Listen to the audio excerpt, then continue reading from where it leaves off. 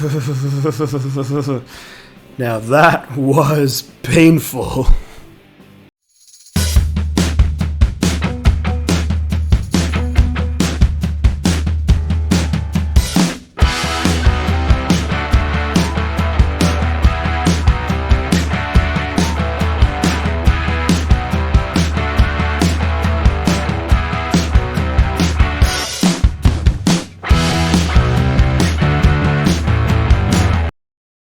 Alrighty, everybody, welcome back to another episode of Shifty's 49ers Talk. It's your boy Shifty coming at you. This one's going out to Niner fans near, far, NFL fans, sports fans. Y'all are welcome here. Today, we are previewing the matchup between the Atlanta Falcons at the San Francisco 49ers. Now, this is a really interesting matchup.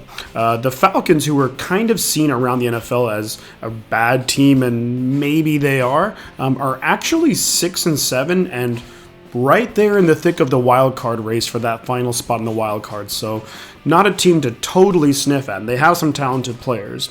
Now they're taking on the 7-6 49ers, who are coming off a big win at Cincinnati, looking to get another winning streak going. So a couple things that I wanted to talk about as keys to the game. So the first thing when you look at the Atlanta Falcons, as a 49er fan and like what the 49ers should do to slow down the Falcons is, it's all about Cordarrelle Patterson. That guy is the offense for the Atlanta Falcons. So looking at the numbers, Patterson is on the season over 1,000 all-purpose yards, has 10 touchdowns, is by far their number one guy. On average, he gets about 15 plays a game. So that's between targets, passing, and then also rushes. So he is the focal point of the offense. Now, as much as you might want to zero in on Cordarrelle Patterson, they got that really impressive rookie in Kyle Pitts. So we're really hoping that a guy maybe like Fred Warner could shut down Pitts. But I think where there's a benefit for the Niners is because they have a very similar, albeit better player in Deebo Samuel. So I'd like to think that this Niner defense is used to maybe shutting down an offensive weapon like a Cordarrelle Patterson. So I think that we actually will match up pretty darn well against Patterson, but we have to limit him. We can't let him get those big chunk plays. We definitely can't let him get into the end zone too many times. The next thing that we have to do is we really have to pressure Matt Ryan. Now, the last 5 games, Matt Ryan has not looked very good. If you look at his numbers the last 5 games, he's been sacked about 12 times, 2 touchdowns to 5 picks, and some of those games were just absolutely brutal.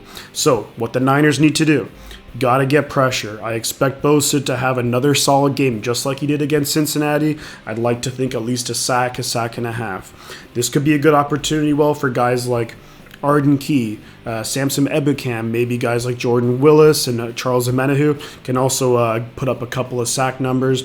But we really have to pressure Matt Ryan, force him into those mistakes, and to allow us to win that turnover battle, which we've been doing so much so the last maybe 6 games or so. Third thing that we have to look at as a key to win the game is going to be we just can't be complacent. You can't be complacent. We got to come out there, guns swinging, got to keep the pedal to the metal, keep the foot on the gas. We can't go into it as like we did in 2019 when I think a lot of the guys were thinking, oh, we'll just cruise by the Falcons. And then they beat us at the end of the game. So we got to go in there. This is a huge game because, look, if they own a tiebreaker over us, if they beat us, that's not good. But overall, just keep our foot on the gas. Gotta be aggressive. We can't get too conservative, and the guys just have to go in there being like, this is a possible trap game. You think about it, we just came off a big road game against Cincinnati, then we play at home against Atlanta, and on Thursday night, a quick turnaround, then we go on the road and we play at Tennessee, who are a very good team. So it's a possible trap game, but we have to avoid that trap at all costs. Fourth thing we got to look at, got to control the clock. So with that in mind, in terms of not being complacent, we got to get our run game going. Right now, it's looking like Elijah Mitchell ain't going to go. So just like the Cincinnati game, it's going to be a lot of Jeff Wilson Jr. You're going to see Deebo Samuel in the backfield, and you'll see JaMychal Hasty. We got to have positive yards on first down, put our guys in positive situations in second and third down. Jimmy G's got to be good on third down so we keep the ball.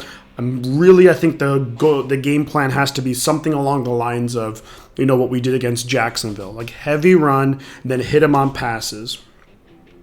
With that in mind, too, think about it where I'd like to see, Deebo Samuel maybe get a lot more involved when it comes to the passing game. Now, we all know what Deebo can do in the backfield, but I'd really like to see Deebo maybe have like 100 yards receiving. I don't think that the Falcons or a lot of teams would really be preparing for that necessarily.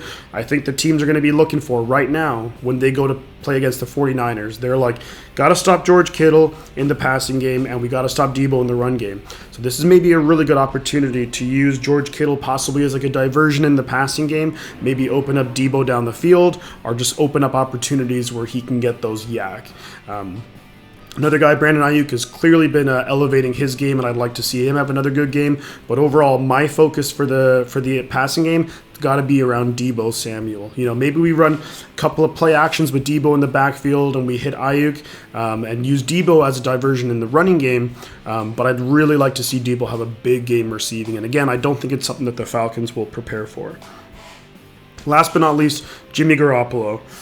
Jimmy Garoppolo, do you get good Jimmy, do you get bad Jimmy? Do you get the Jimmy who played against the Seahawks, or do you get the Jimmy who played in the fourth, last drive against the Bengals in overtime? What Jimmy Garoppolo are we going to get? I think this will kind of go back to the previous point, is on first and second down, got to have positive plays. We can't get into those third and longs, so we can have those third down and shorts where we can, whether it's run the ball, whether it's the quarterback sneak, whether it's we have a quick pass to Kittle, to Deebo, what have you. Shanahan, we really have to focus on getting Jimmy in good situations. But not only that, I think this will also come down to things like special teams. Special teams can't have any blunders like they did against Seattle or Minnesota. Maybe we make some big plays like we did against Cincinnati. Put our guys in good field position, put our guys in a position to win. And ultimately, just like any game, got to have a clean game, got to limit turnovers, force Atlanta into making their mistakes so we get good field position. Honestly, when you have a team like the 49ers, who in general are better than the Falcons, statistically and on paper, when you look at the rosters, the only way that the team like Atlanta is going to have a chance is if they make a crazy special teams play, if they win the turnover battles, if we're careless with the ball, just like we did against Seattle. So we can't do that. Hopefully we've learned our lesson, and hopefully we can come out with a big win and move to 8-6 as we head into a big Thursday night game at Tennessee. Overall, that's really going to do it for this video, guys. I just wanted to keep it relatively short and sweet. I think it's pretty simple what we got to go out there and do. Got to just get the W, play a clean game, get our stars involved, and hopefully Bosa and them can have a big game on defense. But yes, I will be streaming the game on Sunday, so that's going to be a whole lot of fun. I'm probably going to try and go live about maybe 10 or 15 minutes before the game, so it's going to be a lot of fun. I'm going to be there the whole time. Feel free, come along, join along. It's going to be a really good time. For this video, maybe feel free to leave comments on what you think are the keys to the game. What the Niners need to do to ensure that they get the win. Do you think that the Falcons have a chance? Maybe throw down predictions. My prediction is I actually think it's going to be maybe closer than what some other Niner fans think. I think it'll be 49ers 27, Falcons 21, and should be a fun game. Yeah, hopefully the Niners get the W. So at this point, I guess really all that there is left to say is that, guys, I'm going to see you on Sunday, and I'll catch you on the flip side.